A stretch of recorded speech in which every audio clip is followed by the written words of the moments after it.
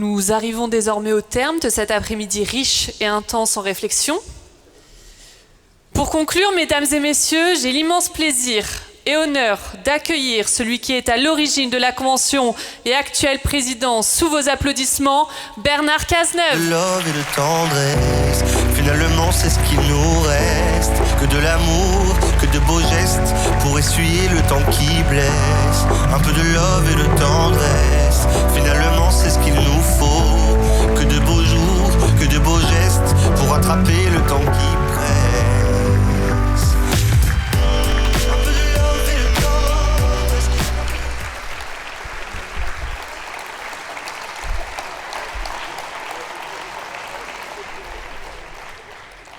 Mesdames, Messieurs, chers amis, retrouvons-nous. Tel était notre projet en organisant cette réunion d'aujourd'hui.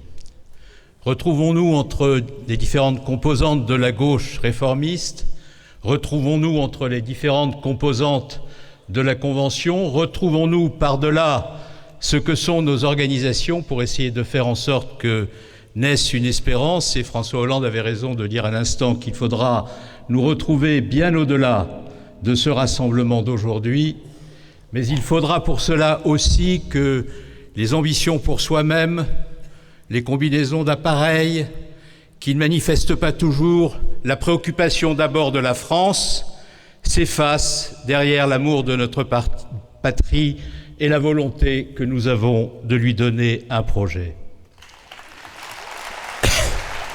Nous sommes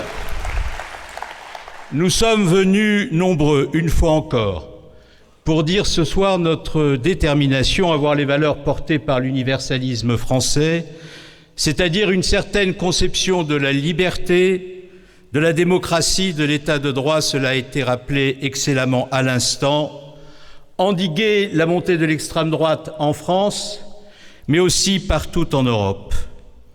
Aujourd'hui, ce sont les Françaises et les Français que nous voulons rassembler.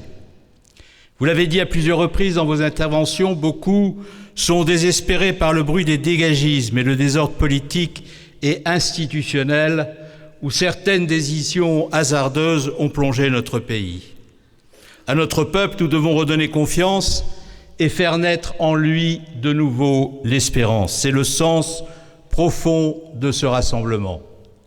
Oui, rassembler sans trêve ni pause les républicains ardents, les humanistes, les universalistes, les démocrates, autrement dit les Françaises et les Français, toutes celles et tous ceux qui se refusent à demeurer inertes face au risque de décrochage de notre pays, parce qu'ils croient en ses talents et qu'ils ne doutent pas de ses chances.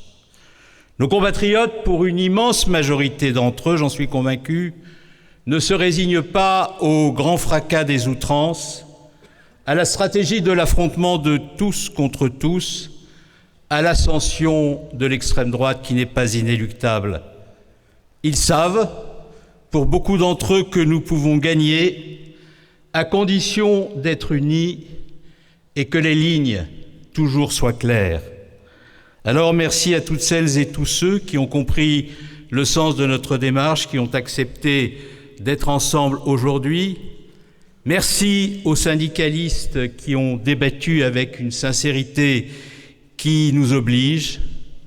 Merci au prix Nobel d'économie Philippe Aghion qui a entamé ce soir une brillante carrière politique.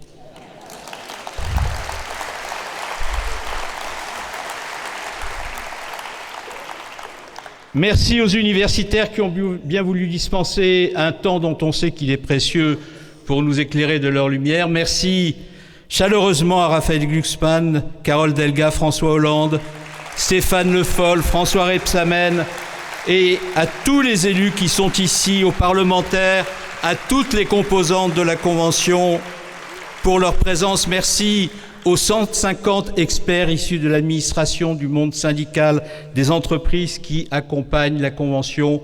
Et permettez-moi d'avoir une pensée particulière pour mon ami Louis Schweitzer qui a présidé à leurs travaux et qui nous a quittés la semaine dernière. Chers amis, vous êtes chez vous, ici, avec nous. comme nous aspirons à être chez nous avec vous, car il nous faudra bien constituer une force et faire par cette force se lever des millions de Françaises et de Français, si nous voulons, pour reprendre une expression utilisée naguère par le général de Gaulle, si nous voulons que la France continue. Dans l'histoire, parfois, le réel s'impose avec une force telle qu'aucun discours, aucune fiction, aucun compromis ne peut parvenir à le contenir. Tôt ou tard, les illusions finissent par se briser sur l'écueil des réalités. Nous en sommes là. Nous en sommes là désormais comme nation, où nous vivons l'un de ces moments historiques où tout semble se défaire, où l'urgence d'agir devient absolue. Les Français lucides ressentent profondément dans leur cœur et dans leur chair le poids de cette époque. Ils en portent, comme certains d'entre vous, les stigmates dans leur vie quotidienne. Leur colère, lorsqu'elle s'exprime, porte le témoignage de leurs espoirs déçus. Regarder cette réalité en face n'est pas un acte de courage, c'est un devoir, celui élémentaire de ceux qui ont fait le choix de gouverner. Tandis que la nation affronte l'épreuve, la politique, elle, parfois, semble s'en détourner. Il y a dans ce divorce grandissant entre le peuple et ses représentants quelque chose de profondément troublant pour ceux qui sont viscéralement attachés à la nation, à la République, mais aussi de moralement insoutenable. Partout dans les villes, les campagnes, sur les ondes, sur les réseaux, sur TikTok, une même lassitude monte, on la sent se muer en colère. Hier encore, la lassitude était triste. Aujourd'hui, la lassitude est devenue violente. Ce n'est plus l'hésitation d'un peuple incertain, mais le cri de ceux qui se sentent abandonnés. Or, l'histoire nous enseigne que lorsque les périls s'accumulent, la France peut basculer dans la fièvre et la brutalité. Cette fièvre hexagonale dont aimait à nous parler l'historien Michel Vinocq n'est jamais bien loin. Des partis, des clans, des factions même jouent cyniquement de nos souffrances pour nourrir leurs calculs électoraux. Ils ne cherchent plus à comprendre le pays, ils le découpent. Ils ne cherchent plus à rassembler, ils opposent, ils divisent, ils instrumentalisent les peurs et les colères pour tenter d'en tirer profit pour eux-mêmes. Certains ont su capter le désarroi de ces Français déclassés, ouvriers, employés, artisans, commerçants, cadres moyens, agriculteurs, fonctionnaires. Il est vrai que dans notre pays, le déclassement ne connaît plus de frontières. C'est parfois tout le corps social qui semble vaciller et avec lui l'idée même d'appartenir à une même communauté nationale. D'autres se réclament de la justice, mais ils en ont oublié visiblement la substance. Ils ont détourné leur regard du progrès social pour se réfugier dans des causes fragmentées, légitimes sans doute, mais déconnectées du quotidien des vies modestes. Et puis il y a ceux qui prétendent à eux seuls représenter le peuple et qui se sont laissés griser par la fureur. Mais le tumulte n'est pas une politique. Je ne crois pas qu'on puisse gouverner dans la rage. Si abandonner serait une faute, la faute de tous ceux qui ont confondu le cri et la vision en prenant peu à peu le risque d'assécher l'espérance. Certains brandissent l'unité du peuple, la pureté nationale ou la convergence des luttes comme des étendards. Mais quelle convergence y a-t-il entre la cause palestinienne et la défense des droits fondamentaux quand on bloque des amphithéâtres, quand on muselle des universitaires, quand on veut interdire un chercheur d'expression, quand les réseaux sociaux se déversent en insultes antisémites? Derrière ces mots se cache toujours le même poison. Celui qui ne marche pas dans la file est marqué du sceau de l'ennemi. Quand il ne l'est pas du sceau de l'infamie, il doit être excommunié. L'antisémitisme, c'est le révélateur implacable de la santé morale d'une nation. Ce que nous observons depuis le 7 octobre 2023 est à la fois triste, honteux et profondément intolérable. Et rien, et surtout pas l'obligation qui est une obligation hautement morale de mettre fin à la terrible souffrance des populations de Gaza, frappées par les bombes, affamées, ne saurait justifier les déferlements de haine antisémite qui défigurent notre pays. Car la France,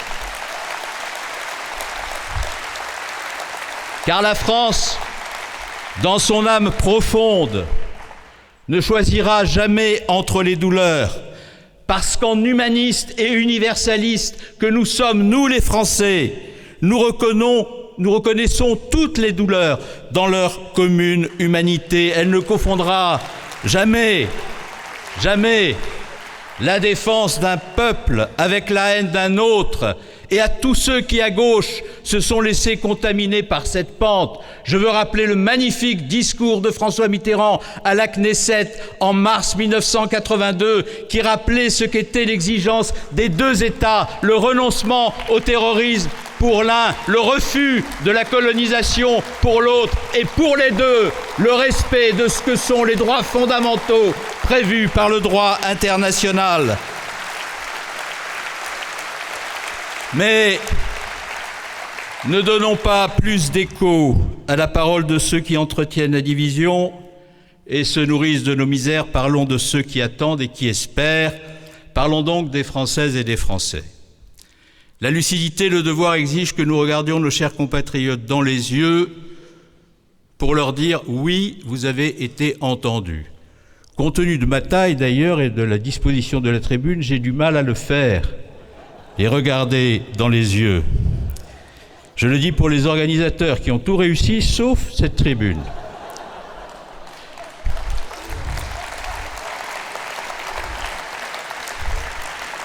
Et d'ailleurs, je le dis à Jean-Paul Jandon, que je remercie pour la chaleur de son accueil, m'invitez-moi dans cette salle dont le nom est Les Spartiates. C'est, paraît-il, le nom de l'équipe de basket. J'étais pas vraiment prédisposé à venir ici. Je mesure donc avec encore plus de saveur la chaleur de l'accueil et la signification du moment. On avait dit qu'il est inédit, il l'est vraiment.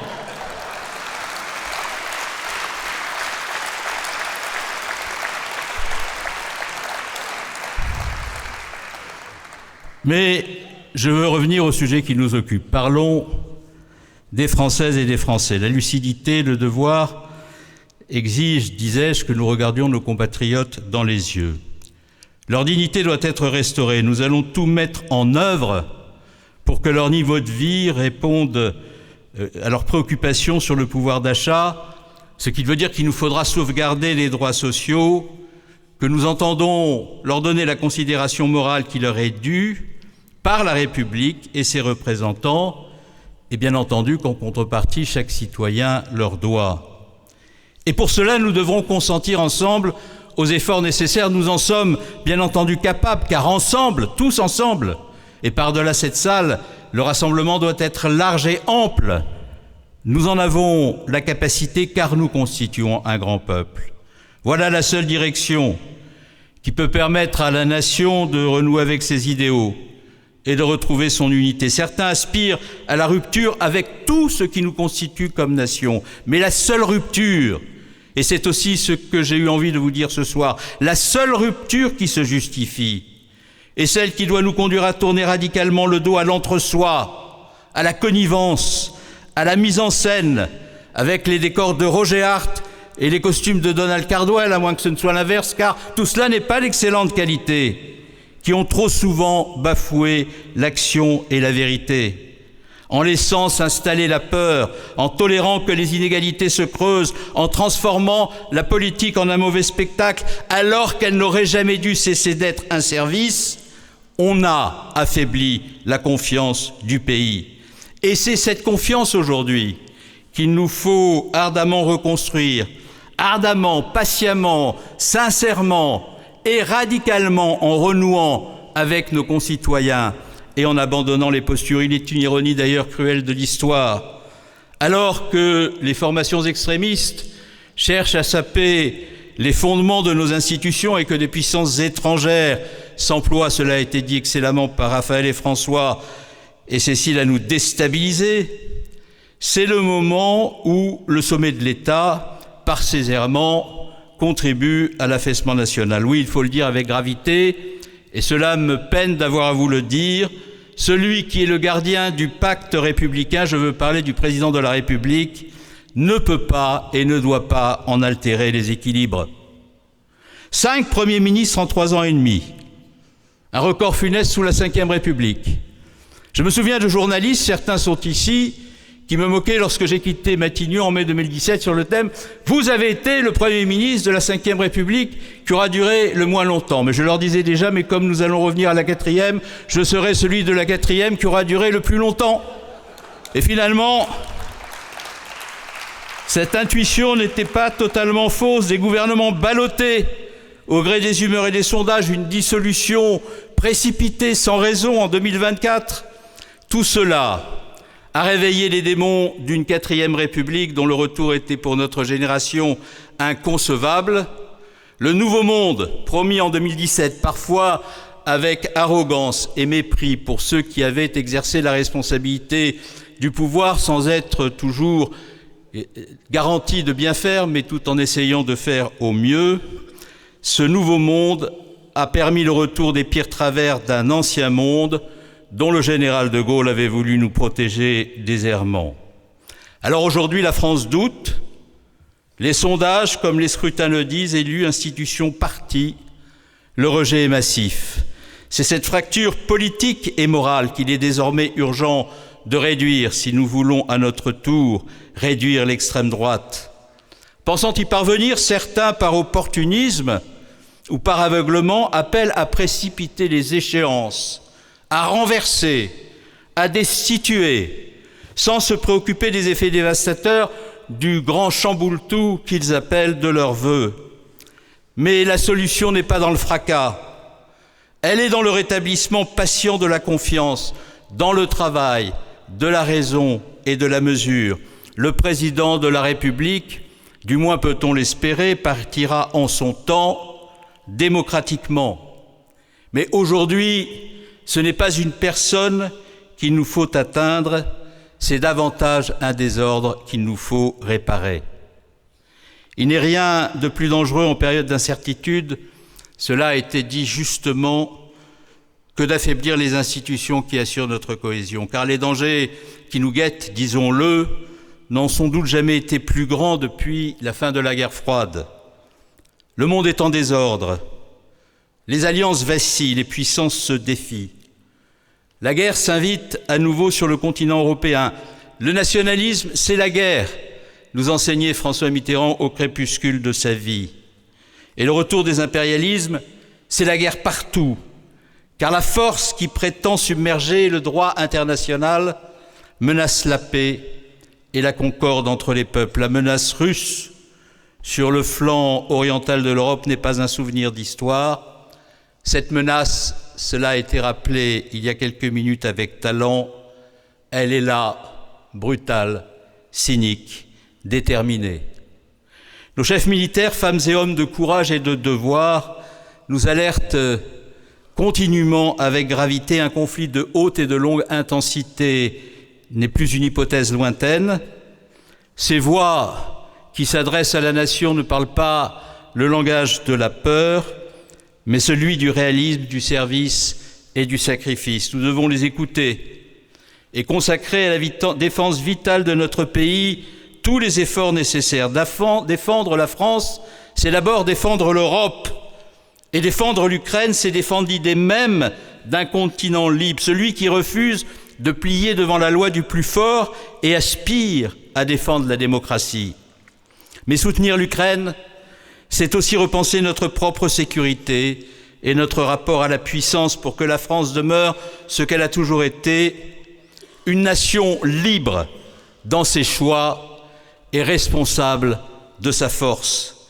Il nous faut renouer avec une diplomatie d'indépendance et de clarté, renforcer nos alliances sans nous y dissoudre, être dans l'OTAN sans dépendre de personne pour notre sécurité, construire une Europe de la défense qui la complète sans s'y subordonner. Cette Europe de la défense doit constituer le pilier européen de sécurité et de défense de l'OTAN, car si telle n'est pas la méthode et le but, nous ne parviendrons pas à convaincre l'ensemble des pays européens de se rallier à nous. Cette idée que la défense européenne pourrait se faire en dehors du cadre de l'OTAN a suscité bien des méfiances à l'égard des volontés françaises. Et lorsqu'il a été dit que l'OTAN était en situation de mort cérébrale quelques semaines avant seulement que ne se déclare la guerre en Ukraine, cette interrogation sur nos intentions s'est parfois muée en défiance. La souveraineté européenne n'est pas un mot, elle est la condition de notre survie politique dans un siècle de rivalité et de fracture où le concept d'alliance semble s'effacer par ailleurs chez ceux-là même qui, depuis 80 ans, je veux parler des États-Unis, constituaient nos principaux alliés. Lutter pour les souverainetés, c'est lutter aussi contre les ingérences étrangères, particulièrement dans nos territoires ultramarins, où notre incapacité à repenser notre relation, à lutter efficacement contre la vie chère, a laissé prospérer le ressentiment. Je veux d'ailleurs saluer ici l'action qui a été conduite par Manuel Valls, notamment sur la question calédonienne au cours des derniers mois, et constater que, pour avoir réussi, il a été remercié. Pour rester crédible, la France doit réarmer, non pour préparer la guerre, mais pour l'éviter et garantir la paix. Cela suppose, et ça a été dit, de consolider notre industrie de défense, d'assumer la priorité que nous lui donnons en France et en Europe, car à quoi sert-il d'augmenter le budget de la défense pour le faire passer au-dessus du seuil de 2% du PIB? À quoi sert-il de concentrer les industries de défense européennes, ce qui, dans certains territoires, représentera un sacrifice social et peut-être même industriel, si ce n'est pour obtenir la possibilité que les efforts que nous consentons sur le plan budgétaire nous permettent d'acquérir au meilleur prix les équipements dont nous avons besoin. Mais si ces efforts budgétaires sont faits, si la concentration industrielle s'opère, si les efforts d'adaptation sociale sont engagés et qu'à la fin, nous achetons des matériels américains après avoir été remercié M. Trump dans un golfe quelque part en Écosse, à quoi sert-il de faire ces efforts et comment parviendrons-nous à retrouver notre souveraineté? Et au-delà des budgets, c'est aussi un lien qu'il nous faut retisser, celui qui unit la nation à ceux qui la protègent. Nos armées, nous le savons, comme la police, comme la gendarmerie, ne sont pas des institutions comme les autres. Ceux qui les servent sont prêts à payer de leur vie le prix de notre sécurité et de notre liberté. À ces femmes, à ces hommes, nous devons plus que des moyens. Nous leur devons la confiance, le respect et la fierté d'un peuple rassemblé derrière eux. Retisser ce lien entre l'armée et les Français, c'est porter loin l'ambition de la réserve citoyenne pour la défense de la nation, car la défense n'est pas l'affaire du seul gouvernement, c'est l'affaire du peuple tout entier. Et la France, quand elle se souvient de ce qu'elle porte, sait toujours faire face aux périls de son temps. Aujourd'hui encore, c'est cette unité calme, lucide, résolue, qui sera notre force et peut-être notre salut. Mais vous le savez, la souveraineté ne se défend pas seulement aux frontières de l'Europe ou dans les chancelleries, ni dans les bataillons seulement.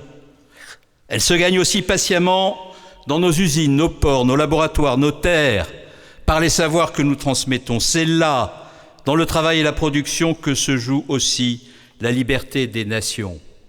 Un pays qui fabrique trop peu de ce qu'il consomme, qui dépend pour autrui de son énergie, sa technologie ou sa nourriture, prend le risque d'être un jour asservi.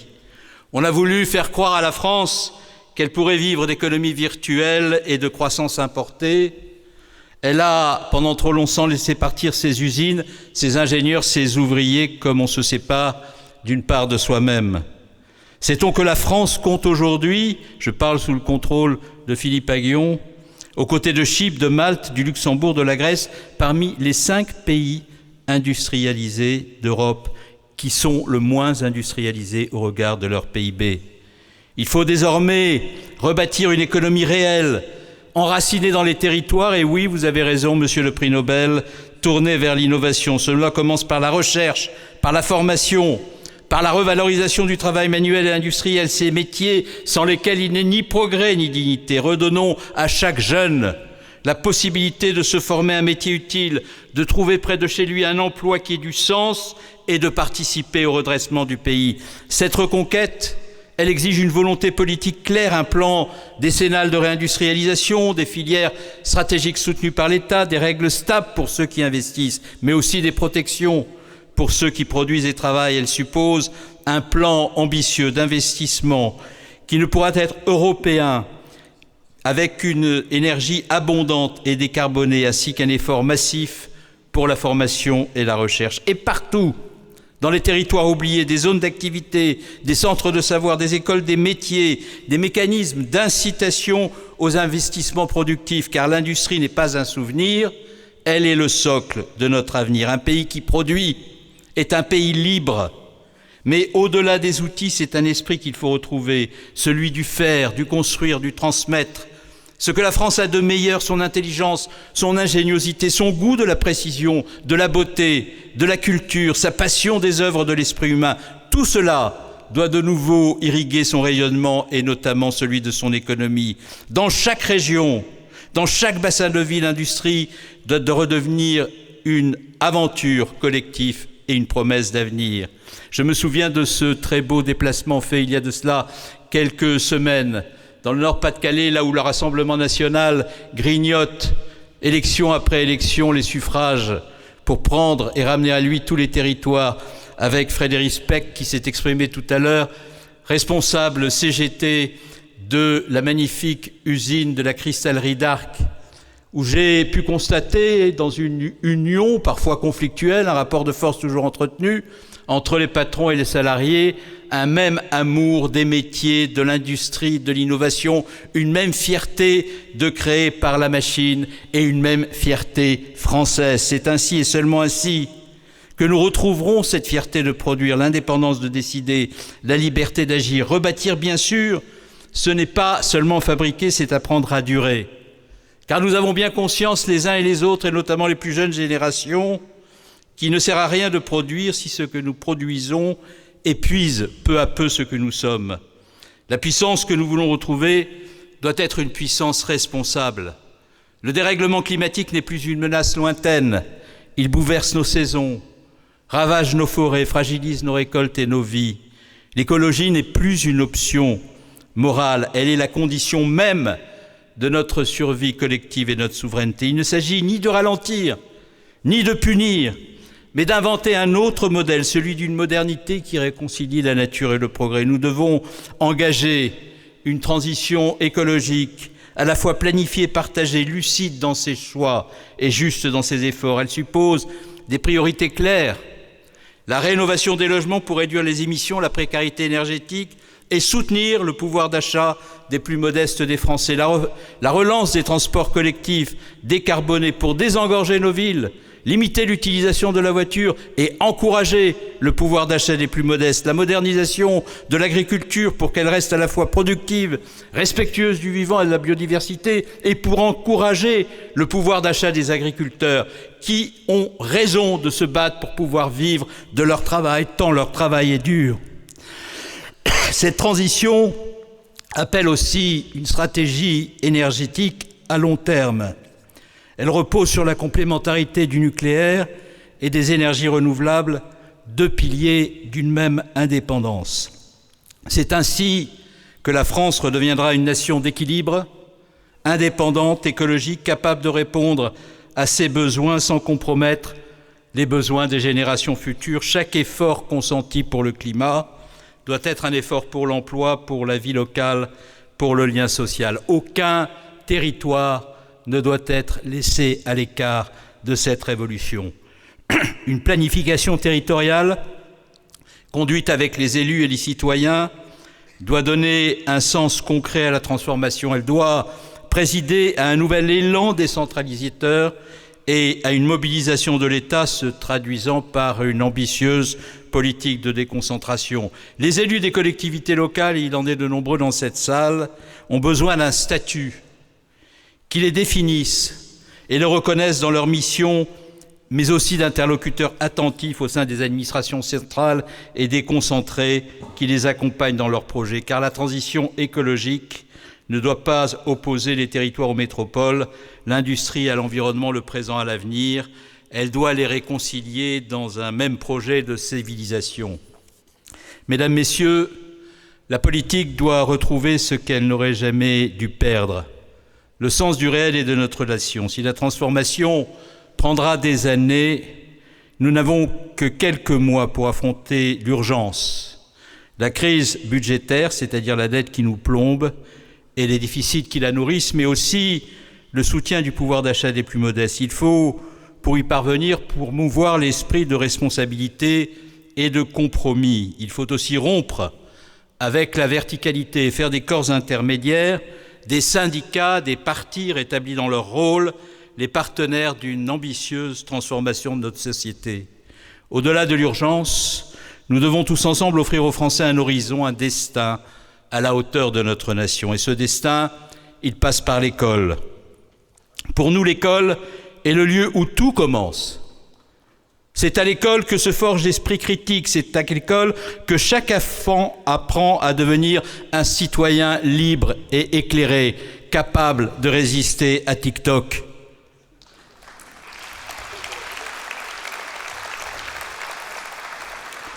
C'est l'école qui a mis la justice au cœur de la France et du projet républicain pendant longtemps. L'école a tenu sa promesse d'égalité réelle et de fraternité vécue. Une nation se juge à la manière dont elle traite ses maîtres d'école.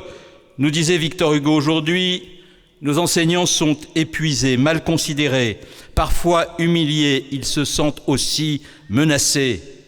Les savoirs se perdent dans le bruit des écrans, les inégalités se creusent, l'ascenseur social est à l'arrêt. Or, sans école, il n'y a pas de république possible.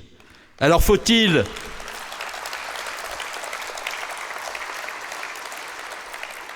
simplement réparer le système éducatif? Non. Il nous faut le transformer en profondeur, car nous vivons une révolution anthropologique. L'intelligence artificielle, il en a été question, et le numérique ne change pas simplement nos outils, ils redéfinissent notre rapport au savoir, au travail, à la mémoire, à la conscience. Des millions d'emplois peuvent être menacés d'ici à 2030, car la moitié des tâches est désormais automatisable. Les robots posent des briques, remplacent des caissiers, conduisent des camions. Mais là où certains voient un immense péril à cette évolution, il faut reconnaître qu'il est aussi une chance, celle de libérer l'humanité, vous l'avez dit tout à l'heure, de tâches répétitives pour lui permettre de se consacrer à l'essentiel, créer, innover, prendre soin d'elle-même et surtout de ses enfants. L'école ne peut plus enseigner à côté de la révolution numérique, elle ne doit pas non plus s'y perdre. L'enjeu n'est pas de choisir entre l'homme et la machine, mais de construire un monde où la technologie amplifie ce qui nous définit, notre créativité, notre éthique, notre capacité à donner du sens. Alors, comment y parvenir? En redonnant à l'école sa mission fondatrice avec des enseignants mieux formés, mieux rémunérés, mais aussi mieux considérés. Vous l'avez dit excellemment dans votre propos tout à l'heure, cher Philippe Aghion. Des savoirs repensés à l'heure de l'intelligence artificielle, l'éthique des données, l'esprit critique dès le collège, la philosophie dès la classe de seconde. Bref, le grand retour des humanités pour réapprendre l'esprit critique et le sens de la nuance. C'est-à-dire, et je veux vous convaincre là qu'il s'agit d'un chemin essentiel pour l'avenir de la nation, le grand retour de la culture, de l'apprentissage des arts, de la découverte des œuvres de l'esprit humain pour laisser s'épanouir cette sensibilité profondément enfouie en nous parfois, qui ne demande qu'à s'épanouir et qui nous définit en tant qu'être humain et qui permet la rencontre avec l'autre, son respect et le sens de l'altérité. Et surtout, la maîtrise des outils, un service public de l'intelligence artificielle, des laboratoires où la technologie et les humanités se répondent, 100 000 enseignants formés d'ici à 2030. Aujourd'hui, la révolution numérique crée de nouveaux clivages. Un enfant de cadre a 3 fois plus de chances d'accéder à une formation numérique qu'un enfant d'ouvrier. Est-ce juste? Non, bien entendu, il faut briser ce déterminisme social en garantissant à chacun l'accès au savoir du siècle. Refonder l'école, c'est aussi tenir la promesse territoriale. Chaque enfant, où qu'il vive, doit avoir la même exigence, la même espérance, la même chance de réussir. La formation professionnelle doit suivre le même mouvement. Ce lien entre formation et production doit permettre à la France de préserver son industrie, de maintenir le plein emploi des jeunes et de ses savoir-faire. C'est cet esprit qu'il nous faut retrouver. Une République qui enseigne le savoir, les grandes œuvres de l'esprit humain, mais aussi la noblesse des métiers. Oui, tout commence par l'école, une école laïque qui forme des citoyens libres et éclairés, une école qui honore la mémoire de Samuel Paty, de Dominique Bernard, de tous ceux qui chaque jour défendent les valeurs de la République, ces hussards noirs auxquels nous devons tant. Une éducation qui, comme l'écrivait Jules Ferry, doit être laïque pour être nationale. Une éducation qui, en ces temps de doute et de fracture, nous rappelle une vérité simple.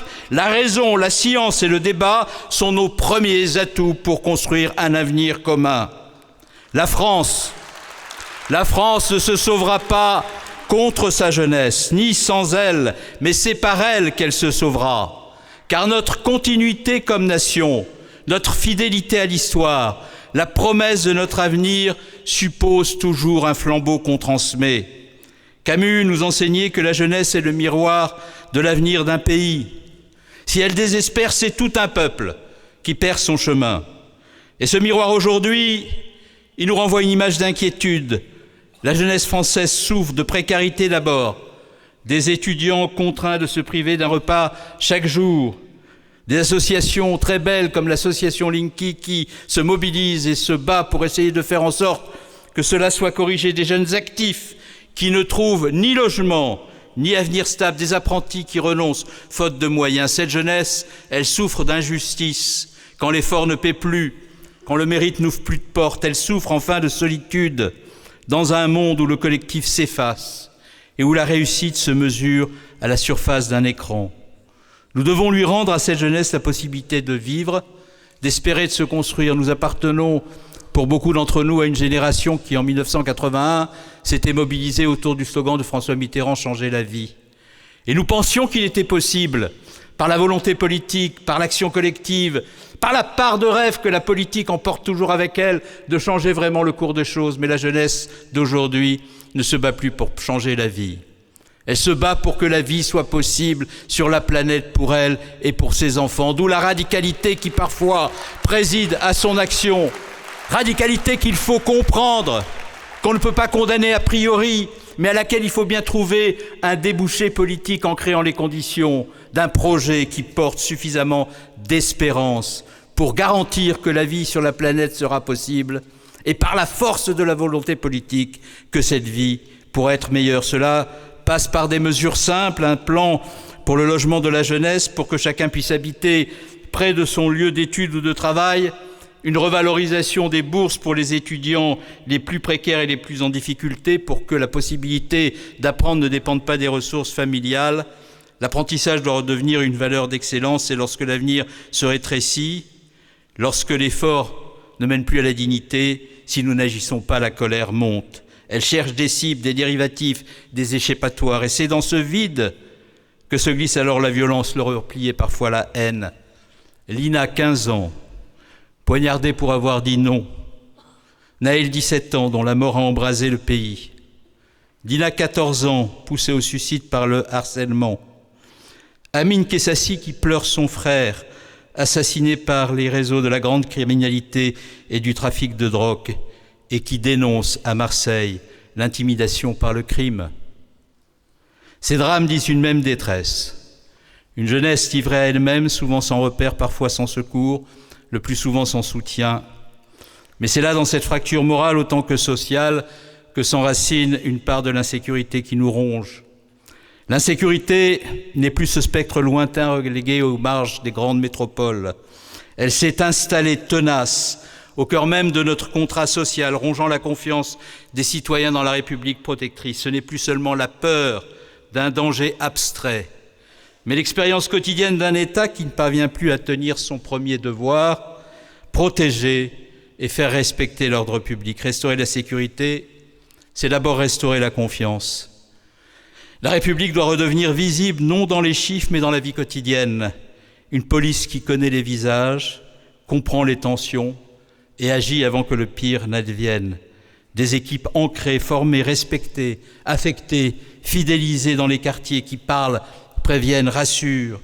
Une force publique, et vous savez combien je la respecte, car je l'ai vu souvent sacrifier ses effectifs pour que nous puissions libérer les otages dans l'épicerie Père Cachère, libérer les otages au Bataclan et payer de sa vie, là aussi, le prix de notre sécurité. Une force publique perçue non comme une autorité distante, mais comme la présence humaine et protectrice de l'État. Briser le cycle de la délinquance suppose de prévenir autant que punir. La délinquance naît dans l'abandon scolaire, le chômage, le vide d'horizon. Il faut encore une fois des écoles qui n'excluent pas, des enseignants soutenus, des associations accompagnées, des entreprises engagées dans l'insertion, des structures d'accueil qui redonnent une chance à ceux qui chutent et un sens à ceux qui se relèvent.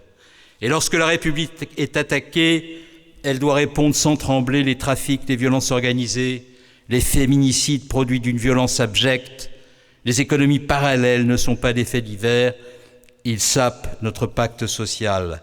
Et là, la réponse doit être implacable, des unités spécialisées pour démanteler les réseaux, travaillant au sein d'Europol et d'Eurojust, des peines exécutées sans faiblesse, une justice respectée dans ses décisions et dans son indépendance. C'est là la condition du respect des principes de l'État de droit. Pas de zone de non-droit, pas d'impunité. Une République qui tolère l'illégalité et le trouble à l'ordre public perd sa légitimité. Voilà notre exigence politique et morale. Une République qui protège n'est pas autoritaire, elle est juste. Et une République juste, toujours, est une République forte. Tout ce que nous pouvons entreprendre n'a qu'un objectif et un seul, restaurer la souveraineté du peuple sur lui-même et sa maîtrise sur le cours des choses. Car la dignité perdue ne se restaurera pas sans un effort collectif pour reconquérir nos territoires, eux aussi perdus. Aucune souveraineté populaire n'est possible dans l'injustice. Et l'injustice, nous la voyons partout, dans les écarts de salaire entre les femmes et les hommes, notamment, dans l'accès aux soins et aux services publics, dans la fracture entre les villes et les campagnes, dans l'Hexagone et l'Outre-mer, dans la retraite, lorsque ceux qui ont commencé tôt dans les métiers les plus pénibles se voient imposer une réforme dont le contenu est désapprouvé par les organisations syndicales, alors qu'avec elles, un compromis était possible. L'injustice, elle trouve l'une de ses racines et peut-être une partie de sa solution dans la justice fiscale. Nous en avons parlé tout à l'heure. La justice fiscale, ce n'est pas une affaire de chiffres. C'est d'abord une question de morale, car qu'est-ce qu'une société où le travail ne permet plus de vivre quand partout la rente prospère? Aujourd'hui, l'impôt est devenu un labyrinthe au nom même de la justice qu'il prétendait servir. Les réformes se sont succédé, ajoutant l'opacité à la complexité, sapant peu à peu le consentement à l'impôt des citoyens. Le redressement du pays viendra moins d'une frénésie d'impôts et de taxes que d'une gestion maîtrisée de nos finances fondée sur des choix politiques clairs et la préoccupation constante de la justice. Il y a de cela 1 mois et demi, François Bayrou nous disait « il faut un budget pour faire des économies ». Maintenant, j'entends que pour avoir un budget, il faudrait des dépenses. Il faut, pour avoir un budget, une dépense maîtrisée et une politique fiscale juste, sans quoi tout ce dont nous avons parlé, sur tous les sujets qui constituent nos priorités, ne sera pas possible. Il n'y aura pas de redressement juste de nos comptes, sans la contribution des plus hauts revenus à l'effort nécessaire, mais il n'y aura pas de redressement productif. Cela a été dit par Philippe tout à l'heure, si nous tarissons dans notre pays la source de l'investissement et de la modernisation de notre économie. C'est dans cet équilibre que réside la véritable justice, celle où l'effort commun se traduit en progrès partagé, où l'efficacité économique et la justice sociale se conjuguent dans une même ambition de redressement. Quand tout vacille, quand tout est contesté, il faut revenir aux principes, ceux inscrits dans notre Constitution. La légalité, le consentement, l'égalité, la nécessité, l'annualité, la non-rétroactivité, l'intelligibilité, ce ne sont pas des notions techniques. Ces notions constituent le pacte tacite et puissant entre la nation et l'État. Et voici, chers amis, que la boucle se referme. En parlant de justice, nous retrouvons ceux que j'évoquais au début. Ceux qui, par calcul, par cynisme, manipulent les colères au nom du peuple pour mieux fracturer la République. Ils veulent renverser le système. D'autres, à droite, le déclarent perdu. Je ne sais pas si vous avez remarqué la succession des experts autoproclamés sur les chaînes du groupe Bolloré. La non-maîtrise de la dépense est le résultat des mauvais principes qui fondent l'État-providence. Si bien que pour maîtriser la dépense, il est une solution simple, renoncer au principe de l'État-providence. Et plus rares sont ceux, dans le monde dans lequel nous vivons, qui parviennent à se frayer un chemin entre ceux qui veulent tout renverser et ceux qui veulent tout détruire. Rares sont ceux qui veulent sauver le système en le transformant, en l'adaptant aux conditions du monde, tout en restant fidèles aux principes fondateurs. La France est une république indivisible, laïque, démocratique et sociale. C'est ce choix, celui de la fidélité tranquille, lucide et courageuse, du refus de l'ombre brune qui doit nous distinguer. Car renverser, c'est céder à la fièvre. Préserver pour refonder, c'est redonner toute sa force à notre nation. Alors, mesdames, messieurs, chers amis, qu'allons-nous choisir? Encore les flammes des divisions? Les cris des extrêmes? Les combinaisons d'appareils? Les ambitions pour soi-même? Les primaires improbables pour ne pas avoir à reconstruire une force politique dans la clarté qui puisse emporter la conviction des citoyens? Les primaires entre les miettes n'ont jamais réussi à faire un pain. Cette fièvre qui monte quand la raison s'efface, quand la colère se fait loi, quand le vacarme des invectives remplace le courage, c'est cela notre choix? Ou bien faisons-nous le choix du sursaut, celui de la concorde, du travail, du courage tranquille, celui de la France qui ne cède ni à la peur, ni à la haine, mais qui retrouve la force d'espérer en se hissant au-delà d'elle-même? Oui, nous devons tous ensemble honorer la promesse de la France. Non pas la France des privilèges ou des postures figées, mais la France vivante, celle qui travaille, qui pense, qui soigne, qui enseigne, qui doute, mais se relève toujours. La France plus grande que nous, qui nous dépasse et qui nous rassemble. Cette France, vous l'avez déjà ressentie, cette promesse, vous l'avez au plus profond de vous-même, vous l'avez vue dans l'horizon d'une campagne, au crépuscule, dans le grondement de la mer à Cherbourg, tantôt grise et rageuse, tantôt bleue et lumineuse, dans la silhouette d'un village, dans la majesté d'un monument, dans le geste d'une athlète embrasant la flamme olympique, dans l'émotion d'un musée, d'un livre, d'un tableau, d'un poème, dans le frisson d'une Marseillaise dans un stade, dans la fierté du nom d'un Français au générique d'un film étranger, dans l'éclat d'une fusée qui s'arrache du sol, dans l'audace d'une découverte portant la marque de notre génie collectif, dans la dignité poignante des victimes du terrorisme jeudi dernier face au jardin qui leur est dédié, où ils ont redit avec force que la vie que nous chérissons est plus forte et plus belle que la mort par laquelle les barbares cherchent à nous plonger dans l'effroi. Oui, chers amis, cette promesse est réelle, elle est vivante, elle est en nous. Mais une promesse n'existe que si elle est tenue par l'action, non par les mots, par le courage, non par la résignation, par l'audace, non par la nostalgie. Alors aujourd'hui, entendons cet appel.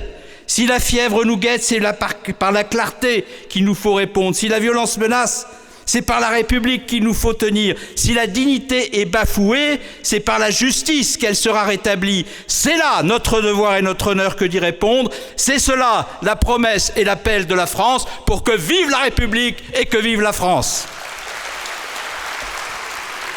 De tendresse, finalement c'est ce qu'il nous reste, que de l'amour, que de beaux gestes pour essuyer le temps qui blesse, un peu de love et de tendresse, finalement c'est ce qu'il nous faut, que de beaux jours, que de beaux gestes pour rattraper le temps qui presse.